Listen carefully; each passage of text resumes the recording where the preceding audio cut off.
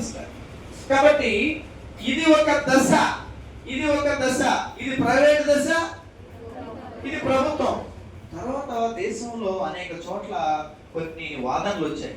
ఏమయ్యా, ముడి పదార్థాలు ఎక్కడుంటే అక్కడే పెడతారు. మీరా ముడి పదార్థాలు ఎక్కడుంటే అక్కడ పరిశ్రమలు పెడితే ఉపాధి అంతా వాళ్ళకు వస్తుంది కానీ, సరుకంతా వాళ్ళ దగ్గర అవుతుంది కానీ మిగతా దేశాన్ని పట్టించుకోరా.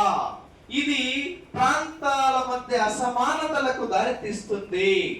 ఇది మంచిది కాదు. కాబట్టి మీరు ఇండస్ట్రీలు అన్ని ప్రాంతాలలో పెట్టండి, ప్రాంతాల మధ్య సమాన అభివృద్ధిని తీసుకురండి అని డిమాండ్స్ వచ్చిన తర్వాత ఎస్ పరిశ్రమ పెడతాం.